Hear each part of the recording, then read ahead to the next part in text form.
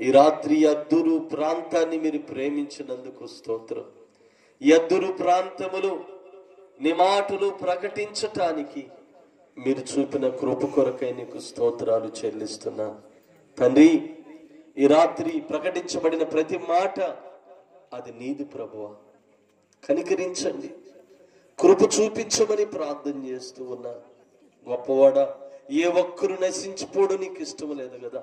అంతటా అందరూ మారు మనసు పొందాలని మీ ఉద్దేశం అయ్యున్నది కనుక రాత్రిని దాసునిగా ప్రార్థించి వెళుతూ ఉన్నారయ్యా. ప్రతి మోకాలు యేసు నామములో వంగునట్లు, ప్రతి నాలుక యేసయ్యా మిమ్మల్ని స్తుతించున్నట్లు మీరు చేయమని ప్రార్థిస్తున్నా దేవ. ఈ గ్రామంలో ఎన్ని కుటుంబాలు అయితే ఉన్నాయో అన్ని కుటుంబాల వారిని మీరు రక్షించమని ప్రార్థన చేస్తున్నా. అన్ని కుటుంబాలలో రక్షణ కూర్చున్న సంగీత సునాదాలు వినబడడానికి సహాయం వచ్చే నాయన. మీరు నిజమైన దేవుడని, లోక రక్షకుడని, దేవనిత్య జీవాన్నిచ్చే దేవుడు అని తెలుసుకోవడానికి సహాయం చేయి.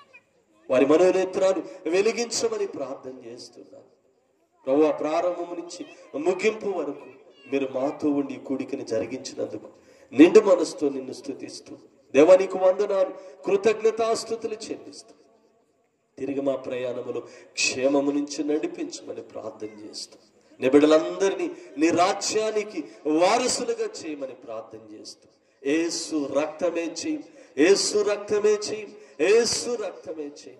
యేసయ్యా నీకు వందనాలు చెల్లిస్తూ ఈ బిడ్డలందరినీ మీరు రక్షించినందుకు వారిని, వారి కుటుంబాన్ని, వారి బిడ్డల్ని, వారి పశువుల్ని, వారి పొలాలను ప్రభువా మీరు దీవించమని ప్రార్థన చేస్తూ యేసు పరిశుద్ధ నామములో ప్రార్థించి అర్పించి వేడుకొనుచున్నాను మా తండ్రి.